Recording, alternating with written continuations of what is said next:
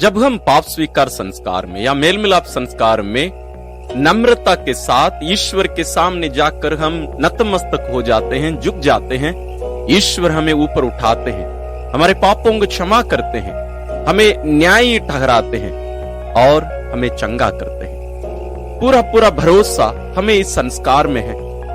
तो आइए हम आज ईश्वर के समीप, ईश्वर के पास जाकर इस महान संस्कार के बारे में, इसके बारे में हम स्वयं ईश्वर से सुनेंगे और सीखेंगे। आइए हम अपने आप को साधना के लिए तैयार करें।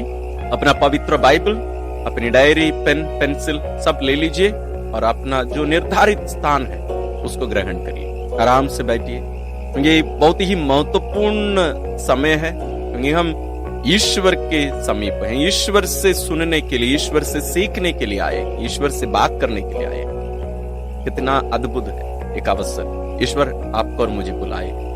भाई हम अपने आप को सबसे पहले ईश्वर की उपस्थिति में रखें, अपने आप को याद दिलाएं कि हम ईश्वर की उपस्थिति में हैं, ईश्वर के सामने हम बैठे हैं। अपने आप को उनकी उपस्थिति में रखिए। यदि आपके मन में कोई भी बात, कोई विचार या अन्य कोई भी डिस्टर्ब करने की कोई बात आपके मन में आ रही हो, उन सबको उनके चरणों में समर्पित करिए, क्योंकि ईश्वर स्वयं हमसे कहते हैं, तुम क्यों चिंता करते हो, मैं तेरी चिंता करता हूं। तो अपनी इन सारी चिंताओं को हम उनके चरणों में अर्पित कर दें और अपना ध्यान उन पर पूर्ण रूप से केंद्रित करें। फिर आइए हम प्रारंभ करते हैं। पिता और पुत्र और पवित्र आत्मा के नाम पर आमीन। हे परम दयालु पिता, हम तेरी स्तुति और आराधना करते हैं, तेरी महिमा गाते हैं, तेरा जय जयकार करते हैं प्यारे पिताजी, क्योंकि तू ईश्वर होते हुए भी हम निरे मनुष्यों से प्यार करता है।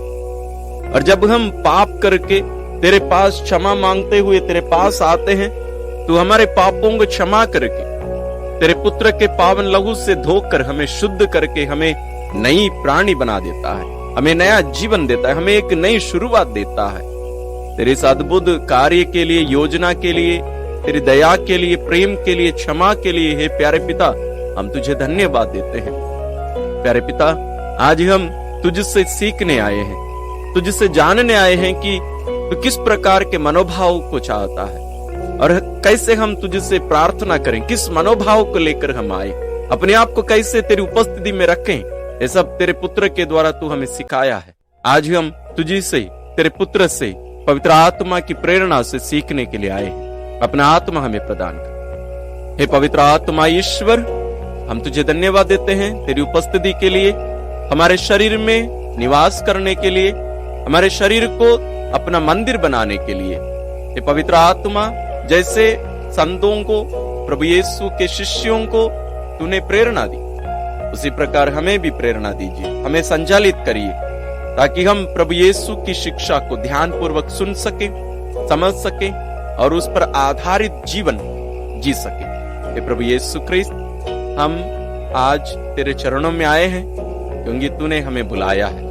हमारे बीच में तेरी उपस्थिति के लिए हम तुझे धन्यवाद देते हैं। विशेष रूप से इस साधना के द्वारा तू बहुतों को अपनी ओर आकर्षित करके अपने प्रेम से भर दे रहा है, इसलिए हम विशेष रूप से तुझे धन्यवाद देते हैं। मुझ अयोग्य को चुनकर तेरे इस महान कार्य को तू कर रहा है, मैं विशेष रूप से इसके लिए तुझे धन्यवाद देते हुए अपने आप को भी तेरे पावन चरणों में रखता हूँ। हे प्रभु यीशु ख्रिस्त, मुझे अपने आत्मा से संचालित कर, ताकि मैं तेरी बातों को तेरी प्रजा पर प्रकट कर सकूं और यहाँ उपस्थित हर एक तेरे भाई बहनों को आशीषित कर, अपना आत्मा प्रदान कर। हम सभी तेरे आत्मा से प्रेरित होकर, संचालित होकर तेरी बातों को सुने, विश्वास करें और उसके अनुसार अपना जीवन यापन कर सके। एक हमारी प्यारी माँ मरियम और संत योसेफ हमें नम्र बनने सिखाई और आपके पुत्र प्रभु यीशु से मौन होकर सुनने और सीखने की कृपा हमें ईश्वर से दिलाइए। सभी संतों और स्वर्गदूतों हमारे लिए प्रार्थना करिए। हम ये प्रार्थना करते हैं अपने प्रभु क्रिस्त के द्वारा, आमीन। आज की साधना के लिए हम जो पाठ लिए हैं वो है संत लूकस रचित सुसमाचार अध्याय 18 पद संख्या 9 से 14। The gospel according to Saint Luke chapter 18 verses from 9 to 14। कुछ लोग बड़े आत्मविश्वास के साथ अपने को धर्मी मानते और दूसरों को तुच्छ समझते थे। ईसा ने ऐसे लोगों के लिए यह दृष्टांत सुनाया। दो मनुष्य प्रार्थना करने मंदिर गए, एक फरीसी और दूसरा नाकेदार। फरीसी तन कर खड़ा हो गया और मन ही मन इस प्रकार प्रार्थना करता रहा, ईश्वर, मैं तुझे धन्यवाद देता हूं कि मैं दूसरे लोगों की तरह लोभी, अन्यायी, व्यभिचारी नहीं हूं और ना इस नाकेदार की तरह ही मैं सप्ताह में 2 बार उपवास करता हूं और अपनी सारी आय का 10वांश चुका देता हूं। नाकेदार कुछ दूरी पर खड़ा रहा, उसे स्वर्ग की ओर आंख उठाने तक का साहस नहीं हो रहा था। वह अपनी छाती पीट पीट कर यह कह रहा था, ईश्वर, मुझ पापी पर दया कर। मैं तुमसे कहता हूं, वह नहीं बल्कि यही पाप मुक्त होकर अपने घर गया, क्योंकि जो अपने को बड़ा मानता है वह छोटा बनाया जाएगा, परंतु जो अपने को छोटा मानता है वह बड़ा बनाया जाएगा। मैं विश्वास करता हूं आप इस पाठ को बहुत बार सुने हैं, इस दृष्टांत पे कहानी जो भी कहें, लेकिन आज आप ध्यान से कम 2-3 बार पढ़ी, क्योंकि इसमें बहुत सारी बातें छुपी हैं, रहस्य छुपे हुए हैं।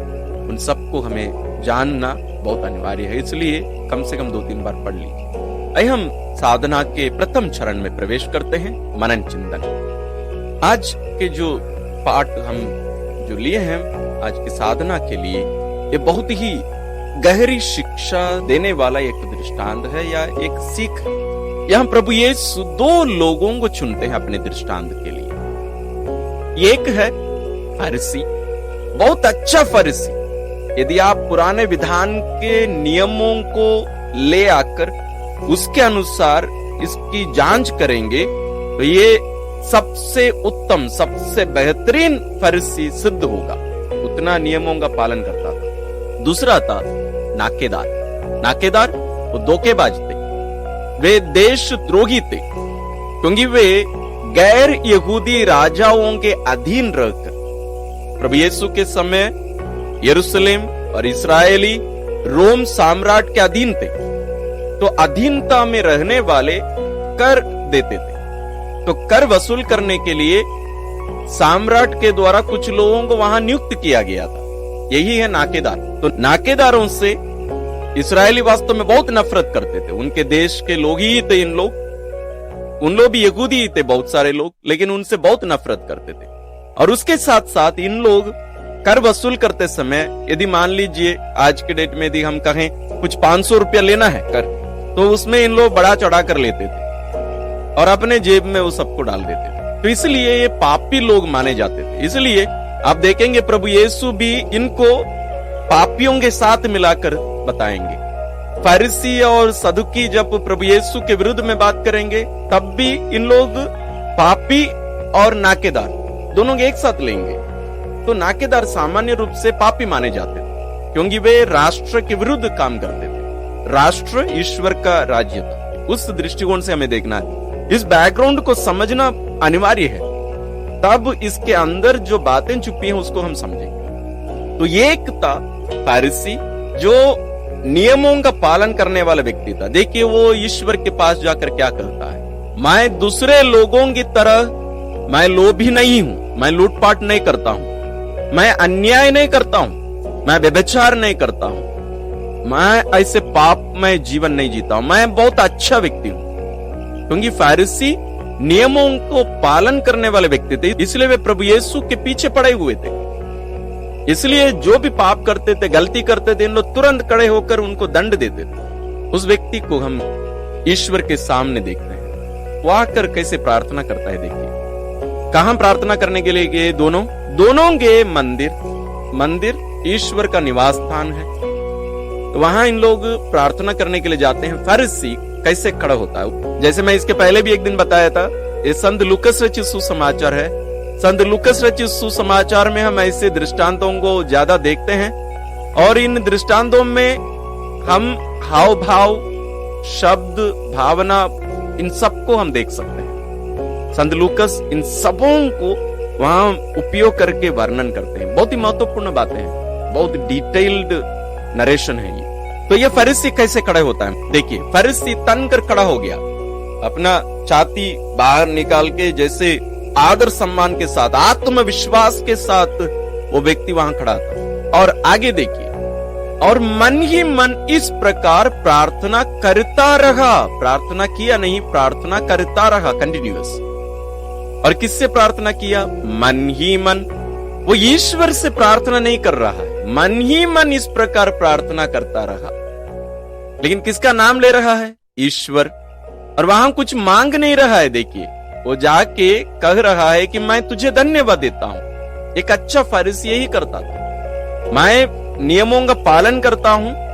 आगे कहता है मैं सप्ताह में 2 बार उपवास करता हूं। भैया नियम कहता है कि सप्ताह में कम से कम 1 दिन उपवास करना है, लेकिन मैं सप्ताह में 2 बार उपवास करता हूं। उतना ही नहीं, मैं अपने सारी आय का 10 देता हूं। यदि मुझे 100 रुपया मिले, मैं उसमें 10 रुपया झूठ बोले बिना, तुझसे छुपाए बिना, प्रभु मैं तुझे दे देता हूं। मैं इतना अच्छा व्यक्ति हूं। उसके हाव भाव को देखिए, उसके बॉडी लैंग्वेज को देखिए, वो पूरे आत्मविश्वास से भरा एक व्यक्ति था, एक अच्छा व्यक्ति था। वास्तव में वो बुरा व्यक्ति बिल्कुल नहीं था, अच्छा व्यक्ति था, नैतिक जीवन जीने वाला एक व्यक्ति था। दूसरा, नाकेदार, उसके हाव भावों को देखिए। नाकेदार कुछ दूरी पर खड़ा रहा, वो निकट नहीं आया है, वो पीछे दूरी पर खड़ा रहा। उसे स्वर्ग की ओर आंख उठाने तक का साहस नहीं हो रहा था। वो ईश्वर को देखने लायक अपने आप को नहीं समझा, योग्य नहीं समझा। तो अपना सिर नीचे करके, अपनी छाती पीट पीट के यह कह रहा था, ईश्वर मुझ पापी पर दया कर। यहां वो अपने बारे में कुछ भी नहीं बोल रहा, केवल ये बोल रहा है कि मैं पापी हूं। अपने कोई भी अच्छे कर्मों के बारे में, बुरे कर्मों के बारे में कुछ भी वर्णन नहीं कर रहा है। ये नम्रता से भरा व्यक्ति। अभी इसमें एक बहुत ही महत्वपूर्ण बात, शायद आप इसको गौर नहीं किया हो। कौन सी बात है? फरीसी किससे प्रार्थना किया बताइए?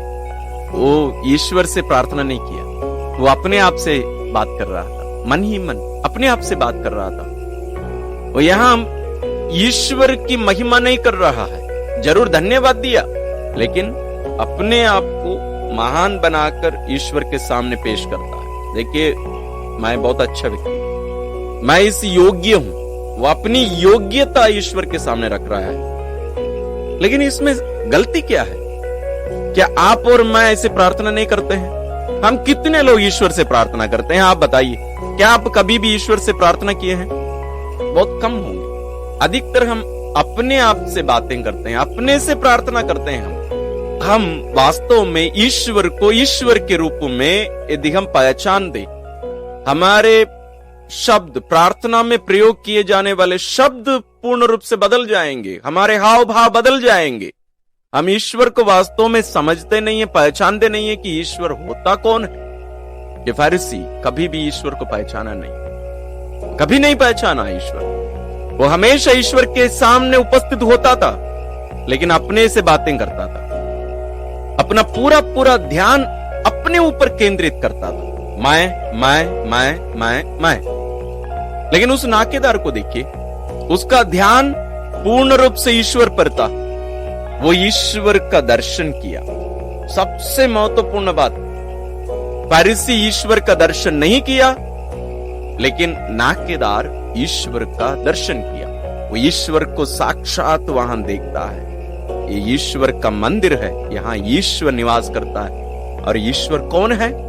हम बहुत सारे एडजेक्टिव्स यूज कर सकते हैं। परम शक्तिशाली है, विश्वव्यापी है, बहुत सारे शब्दों का प्रयोग कर सकते हैं, लेकिन कुछ भी नहीं। वो अनुभव किया, वो जानता है कि ईश्वर कौन है, पहचानता है, इसलिए वो अपना सिर झुकाता है। वो ईश्वर की ओर अपनी आंखें उठाकर देखने लायक अपने आप को नहीं समझा, वो अपना सिर झुकाता है और अपनी छाती पीटता है। क्या कहकर? ईश्वर मुझ पापी पर दया कर, ईश्वर मुझ पापी पर दया कर। यहां वास्तव में बिल्कुल ये जरूरी नहीं है कि वो पापी था, बिल्कुल नहीं। नाकेदार ऐसे थे, लेकिन यहां प्रभु यीशु ये बिल्कुल नहीं बता रहे हैं कि वो ऐसे लूटपाट करने वाला व्यक्ति था। हमें कुछ भी पता नहीं है उसके बैकग्राउंड कैसा था, वो किस प्रकार का जीवन जीने वाला व्यक्ति था, बिल्कुल यहां बताया नहीं गया है। लेकिन वो ईश्वर के सामने अपने आप को पहचान लेता है। वास्तव में जब हम ईश्वर का दर्शन करते हैं, ईश्वर से वास्तव में जब हम मिलते हैं, वास्तव में ईश्वर से जब हम मिलते हैं, हम बदल जाएंगे। हमारे हाव भाव बदल जाएंगे, हमारे शब्द बदल जाएंगे, हमारी जिंदगी बदल जाएगी। हम वैसे ही नहीं जी सकते। हम वहां वैसे ही ईश्वर के सामने खड़े कैसे हो सकते हैं? यदि आप कोई बड़े व्यक्ति हैं, कोई दफ्तर में काम करते हैं, ऑफिस में, या कहीं भी आप कार्यरत हैं, या आप रोजी कमा के ही अपनी जीविका, अपना जीवन चला रहे हैं, तो आप जानते हैं आपसे बड़े जरूर लोग होंगे। आप अपना स्वयं का कोई बिजनेस करने वाले होंगे, तब भी आपके ऊपर कोई ना कोई होंगे। आपका हाव भाव, आपका मनोभाव, आपके शब्द, आपकी भाषा शैली, ये सब क्या बड़े और छोटे सबों से एक प्रकार रहता है?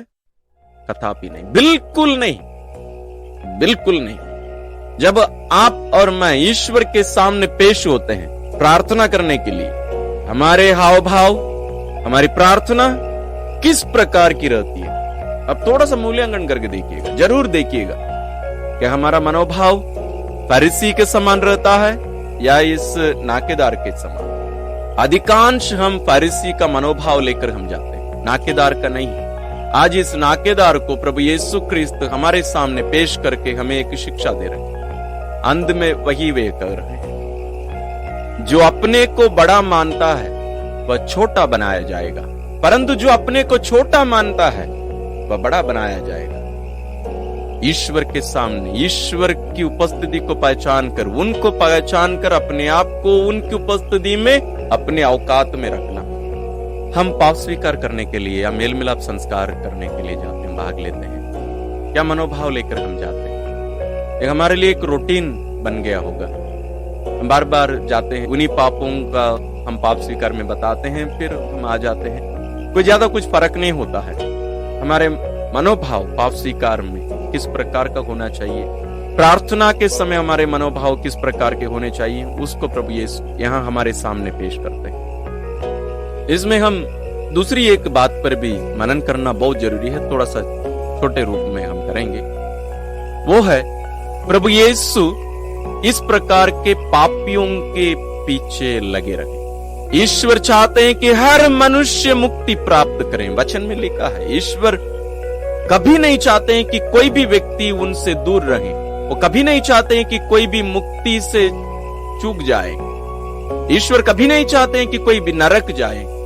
वे चाहते हैं कि हर मनुष्य स्वर्ग जाए, हर मनुष्य मुक्ति प्राप्त करे। ईश्वर की इच्छा है। इसलिए समाज में और नैतिक रूप से भी जो पाप में जीवन जी रहे थे, ईश्वर से बहुत दूर थे, जिनकी कोई पहचान नहीं थी, जिनका वास्तव में समाज में कोई चेहरा नहीं था, ईश्वर उनके साथ उठना बैठना करते थे, उनके साथ अपना समय बिताते थे, उनके साथ रहा करते थे, उनके साथ भोजन करते थे। साथ में भोजन करना मतलब बहुत ही बड़ी बात हो। इसलिए समाज में हम देखते हैं, यदि कोई समाज के विरुद्ध चला गया, उसको गांव से या समाज से अलग रख देते हैं। गांव में जब तक उन्हें दंड नहीं दिया जाता है, तब तक वो व्यक्ति समाज में अन्य लोगों के बीच में आकर उनके साथ भोजन नहीं कर सकता है, क्योंकि भोजन करना सबों को एक बराबर कर देता है। बराबर भोजन एक साथ करने का अर्थ वो होता है बराबर की बात। प्रभु यीशु को देखिए, वो पापियों के बीच में रहा करते थे, इसलिए फरीसी प्रभु यीशु से नफरत करते थे। ये पापियों से, वेश्याओं के साथ में उठना बैठना करता है, वहां उनके साथ में भोजन करता है। किस प्रकार का नबी है, एक किस प्रकार का यहूदी है ये। इसलिए फरीसी प्रभु से नफरत करते थे, उन्हें पसंद नहीं करते थे। लेकिन प्रभु जो उन्हें सबसे ज्यादा जरूरत में थे, उनके लिए जो सबसे ज्यादा उनकी खोज करते थे, जो सबसे ज्यादा उनसे प्यार करते थे, जिन्हें सबसे ज्यादा प्रभु की जरूरत थी, प्रभु उनकी खोज में जाते थे। खोई हुई भेड़ों के बीच में वो जाते थे। ये खोई हुई भेड़ें हैं, ये अपने आप खिला नहीं सकते हैं, ये सही मार्ग जानते नहीं है, कैसे जीना चाहिए जानते नहीं है। उसी के लिए तो प्रभु आए। इसलिए बड़े बड़े पापियों के बीच में हम प्रभु को देखते हैं। बड़े बड़े पापियों, समाज में जिससे लोग बात करना ही नहीं चाहते थे। समारी स्त्री वो ना केवल गैर यहूदी थी, बल्कि वो पापनी स्त्री थी। प्रभु यीशु उसकी खोज में गए, उसके लिए इंतजार किए, उसका मन परिवर्तन किए, उसको विश्वास का वरदान दिया और उसको आनंद जीवन दिए। इसका मतलब ये नहीं है कि ये जो नाकेदार गया वो जाकर अपने बारे में मैं पापी हूं प्रभु, मैं पापी हूं, मुझे कोई बचा नहीं सकता, मैं मर जाऊंगा, वो वैसे नहीं कर रहा है। वो भरोसा के साथ प्रभु के सामने खड़ा है। वो ईश्वर की शक्ति को, उनकी दया को वो पहचानता है। इसलिए तो आया है मंदिर, नहीं तो किस चेहरा लेकर, किस विश्वास के साथ वो मंदिर पहुंचता। वो भरोसा करता था ईश्वर पर। कोई भी पाप ईश्वर के लिए बड़ा नहीं हो। उनकी दया के सामने कोई भी पाप बड़ा नहीं है, कोई भी पापी बड़ा नहीं है। प्रभु की दया असीमित है, उसकी कोई सीमा नहीं है। ये समुद्र से भी विशाल है प्रभु की दया। जब प्रभु खड़े हो जाएंगे उसके सामने ये सब पाप ओझल हो जाएंगे। वो परम शक्तिशाली। हम उन्हीं के पास आए। हम प्रभु के प्रति अपने मन में प्रेम भर दें। हम अपने आप को उनके चरणों में रखें। हम इस नाकेदार का मनोभाव लें। इसलिए हम साधना में हमेशा, मैं इसलिए आप लोगों को याद दिलाते रहता हूं, हमें अपने आप को ईश्वर के चरण में रखें, ईश्वर की उपस्थिति में रखें। क्योंकि बहुत बार हमारी प्रार्थनाओं में ईश्वर नहीं रहते। हम अपने से बातें करके हम आ जाते हैं और हमें अच्छा लगता है। मैं प्रार्थना में गया, मैं रिट्रीट में गया, मैं पवित्र बाइबल पढ़ता हूं, ये फरीसी का मनोभाव। और प्रभु यीशु कहते हैं उसे ईश्वर की दया नहीं मिलेगी। आप और मैं आज के इस दृष्टांत में दो व्यक्तियों में से कौन है? आप फरीसी हैं या ये नाकेदार? हम थोड़ा सा समय लें, इन बातों को अपने दिल में संजोए रखें, थोड़ा सा मनन करें। ज्यादा समय लीजिएगा क्योंकि बहुत ही महत्वपूर्ण नहीं क्वेश्चन।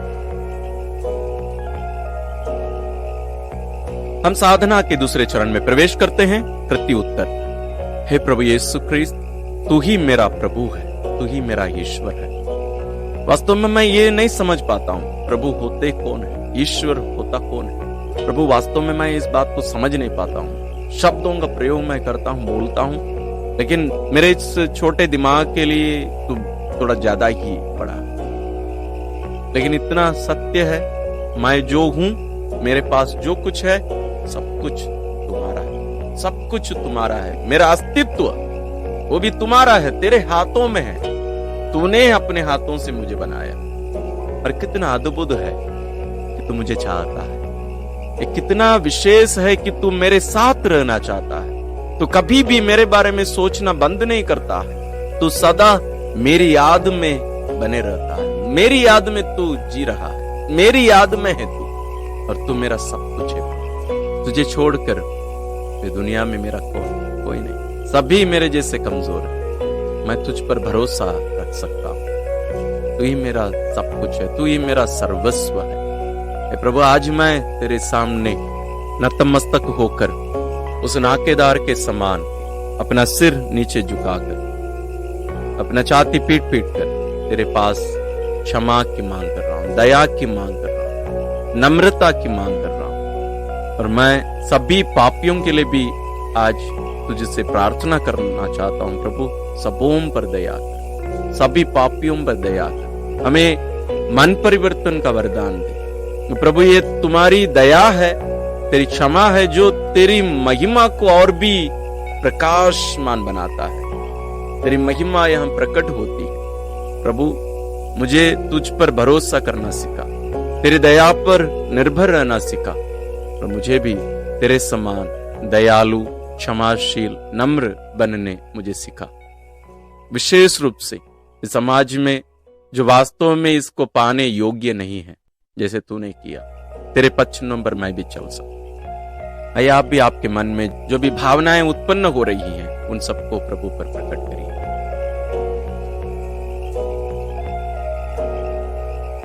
हम साधना के तीसरे चरण में प्रवेश करते हैं। हे प्रभु, तू मेरे अंदर तेरे प्रेम को भर दे, तेरी दया को मेरे हृदय में उड़ेल दे, मेरे जीवन के ऊपर उड़ेल दे। प्रभु आज भी मैं लोग क्या सोचते हैं इस पे मैं बहुत ज्यादा गौर करता हूं।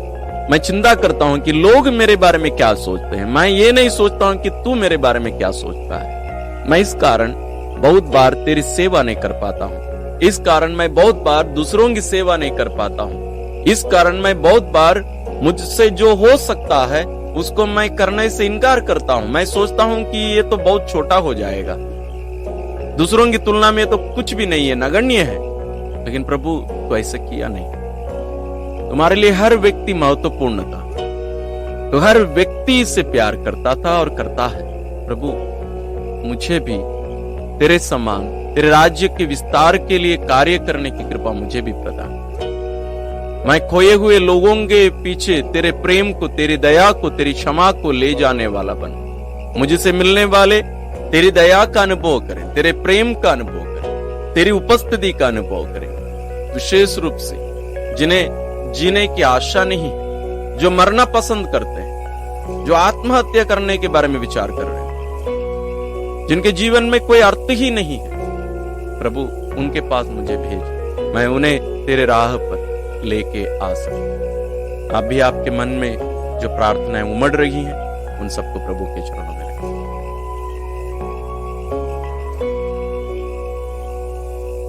हम साधना के अंतिम तो चौथे चरण में प्रवेश करते हैं, संकल्प और निर्णय लेना। आपका क्या विचार है आज की इस साधना से?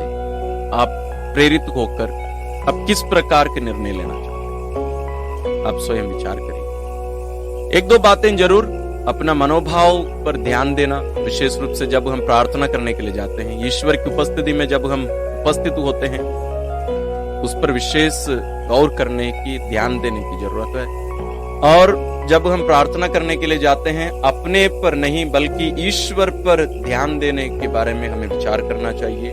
और विशेष रूप से जो इस दुनियाई दृष्टि में पापी हैं, जो ईश्वर से दूर हैं, आशाहीन हैं, उनके पास प्रभु यीशु के समान जाने का भी एक निर्णय, एक संकल्प हमें लेने की जरूरत है। अन्यथा हमारा क्रिस्तीय जीवन बेकार है।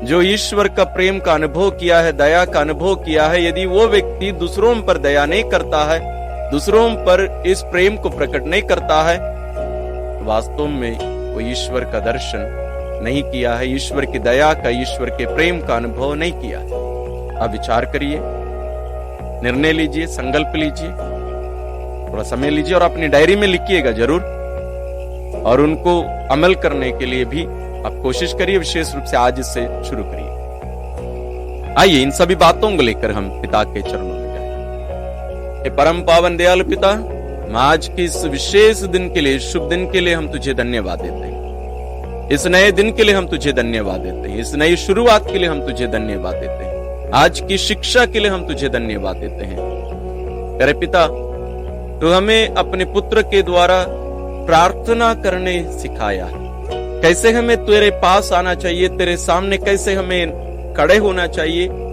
किस प्रकार बात करनी चाहिए, मांग करनी चाहिए, इन सब के बारे में तेरा पुत्र हमें सिखाया।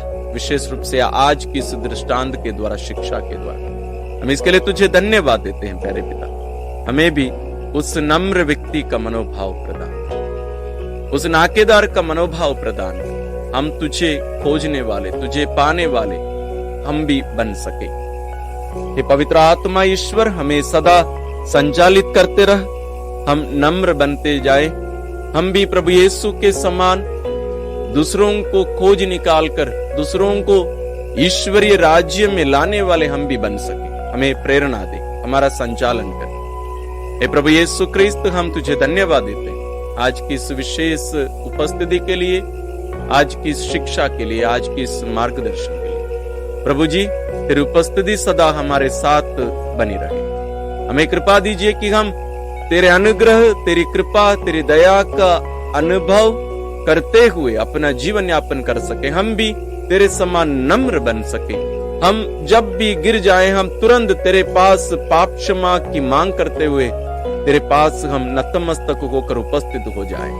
हमें कृपा विशेष रूप से तेरा मनोभाव, तेरा हृदय हमें प्रदान कर, ताकि खोई हुई भेड़ों की खोज में हम जाने वाले बन सके। विशेष रूप से जितने भी पापी हैं, जितने भी लोग तुझसे दूर चले गए हैं प्यारे प्रभु, या दूर रहकर जीवन जीते हैं, हमें कृपा दे कि हम उनके बीच में जा सकें, जैसे तूने पिता के प्रेम को लेकर उनके बीच में जाया करता था।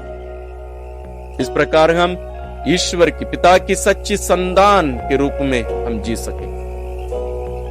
हमें कृपा दे। एक हमारी प्यारी मां मरियम, सभी संतों, स्वर्गदूतों, हमारे लिए प्रार्थना करिए, हमारे साथ रहकर हमारी मदद करिए, सहायता करिए। हम ये प्रार्थना करते हैं अपने प्रभु क्रिस्त के द्वारा, आमीन। प्रिय भाई और बहनों, ईश्वर की उपस्थिति में रहकर जीने, ईश्वर से बातचीत करने, ईश्वर की दया, प्रेम, कृपा का अनुभव करते हुए जीने और नम्र बनकर ईश्वर के अधीन रहकर ईश्वर के राज्य के सदस्य बनकर जीने के इस राह पर हम आगे बढ़ते जाएं। ईश्वर आप सबों को विशेष आशीष और अनुग्रह प्रदान करें।